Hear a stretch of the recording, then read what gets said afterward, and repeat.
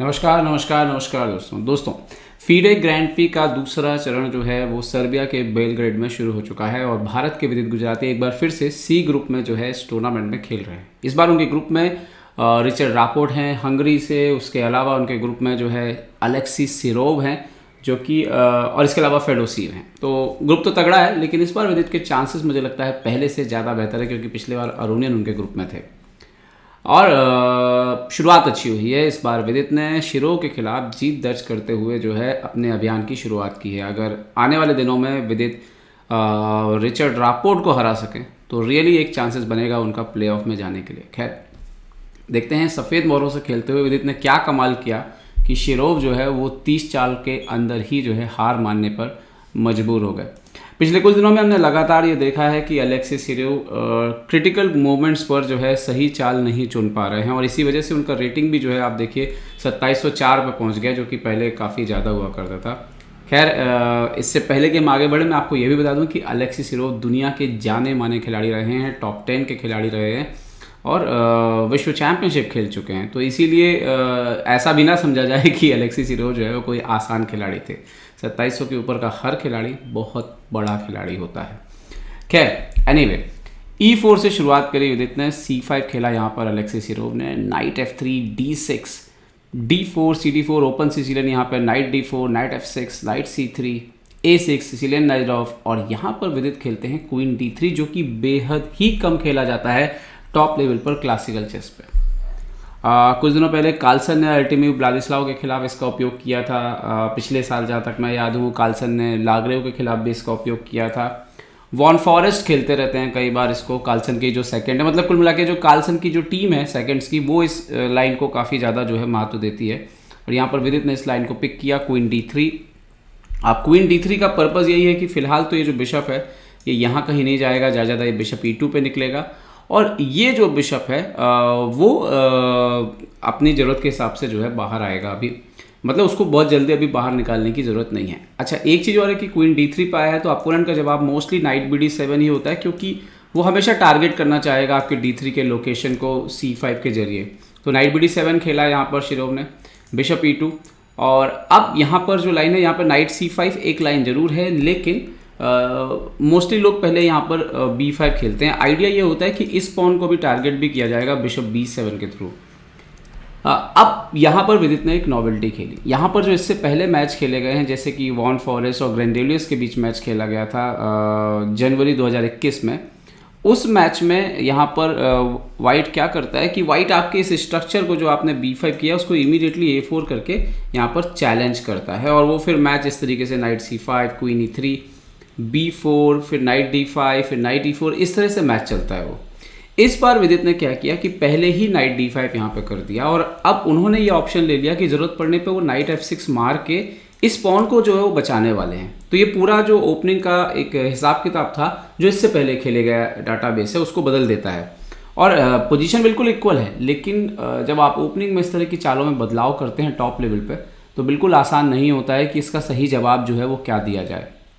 Shirov के साथ Shirov ने बिशप B7 खेला जो स्टैंडर्ड है और अब विदित A4 करके इस स्ट्रक्चर पर हमला करते हैं। ठीक है, नाइट C5 और अब विदित को वो मौका मिलता है क्योंकि नाइट D5 पहले से आए हुए हैं, नाइट इंटू F6 पहले मारा, G इंटू F6 और अब क्वीन E3।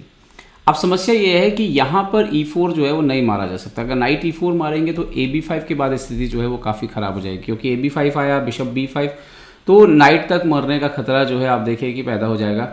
तो इवन वो गेम ही ओवर हो जाएगा वहाँ तो।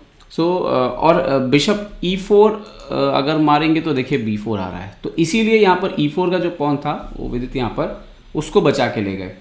ओके, उन्होंने यहाँ पर A4 वाला पॉन दे दिया, विदित ने F3 खेला, उस पॉन को सिक्योर किया, E5 ओके, नाइट F5। मुझे लगता है कि ठीक यहाँ से जो मूव सिलेक्शन थे वो थोड़े से गड़बड़ होते चले गए, जैसे कि आप E6 करके थोड़ा स्लो खेल सकते थे, लेकिन E5 नाइट F5 अब यही घोड़ा बाद में परेशान करेगा बहुत, आप देखेंगे इसी रूट से वापस लौटेगा और ये सब विदित की तैयारी थी, ये साफ दिख रहा था क्योंकि बोर्ड पर उन्होंने थोड़ी देर बाद एक ऐसा मूव भी खेला जो प्रिपरेशन की का नतीजा ही है, D5 ओके। शिरोव ने कोशिश किया कि राजा सेंटर पर है तो ओपन किया जाए और विदित ने जो E4 का पॉन बचाया उसी पर हमला किया जाए, शायद विदित यही चाहते थे, into D5 queen into D5 और अब विदित मूव खेलते हैं क्वीन F2। ये मूव बड़ा कमाल का था क्वीन F2, क्योंकि इसने E3 पे बिशप के लिए जगह नहीं बनाई है, ये घोड़े के लिए जगह बनाई हुई है यहाँ पर।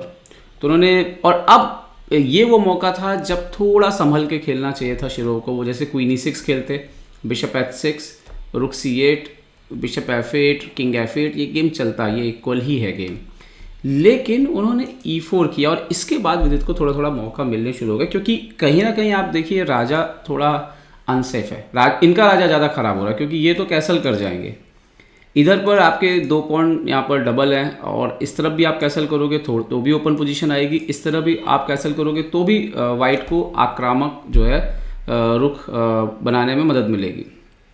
ओके, तो यहाँ पर इन्होंने E4 खेला और अब विदित खेलते हैं नाइट E3। अब वाइट को कंपनसेशन जो है यहाँ से आना शुरू हो गया। आप देख सकते हैं कि वाइट जो है यहाँ पर 5 पॉन है यहाँ पर वाइट के पास, जबकि ब्लैक के पास जो है यहाँ पर 6 पॉन है, और आने वाले समय में देखोगे विदित 1 पॉन और दे देंगे। क्वीन C6, ओके, कासल और लॉन्ग कैसल। अब इस स्थिति के बाद अगर आप विश्लेषण करोगे तो आपको दिखेगा कि वाइट का राजा अब सेफ है, अब वाइट के राजा को कोई दिक्कत नहीं, लेकिन ब्लैक का राजा सेफ नहीं है। ठीक है, वाइट के पास अभी भी यही समस्या है कि किस तरह से उसके ये जो पीसेस है, जो बिशप है, ये गेम में कैसे आएगा। लेकिन जो वीकनेस है बोर्ड पर, पॉन की वीकनेस, वो बताती है कि इस पोजीशन में अगर वाइट एक आध पॉन डाउन एंड गेम भी चला जाएगा तो भी ब्लैक को परेशानी होगी, क्योंकि पॉन काफ़ी ख़राब है।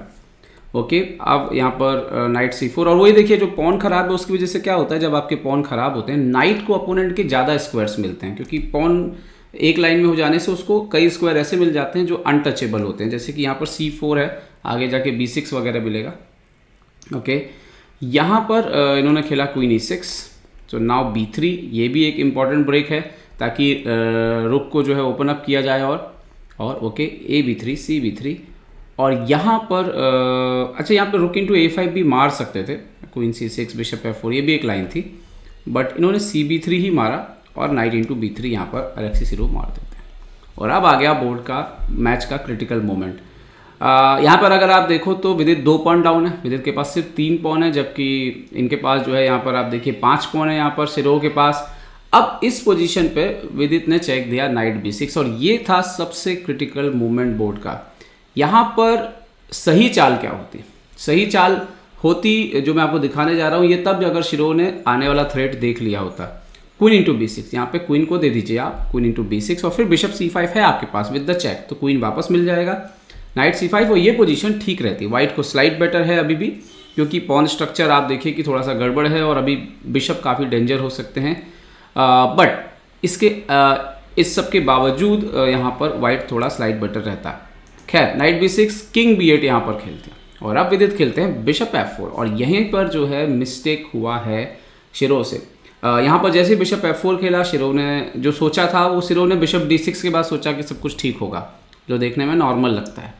किंग A7 आप खेल नहीं सकते, क्योंकि नाइट C8, किंग 8 जाना पड़ेगा और क्वीन A7 चेकमेट हो जाएगी। तो यहाँ पे फोर्स है एक्चुअली बिशप D6, बट जो चाल मिस कर गए यहाँ पर शिरोव, वो थी बिशप C4। और अब देखिए कि यहाँ पे पीस जा रहा है, और इसके बाद उन्होंने यहाँ पर एक चाल था जो बेस्ट ट्राई था, वो था E3। ऐसा गेम चलता उसमें queen A2, queen F5, BD6, इस तरह से गेम चलता उसमें।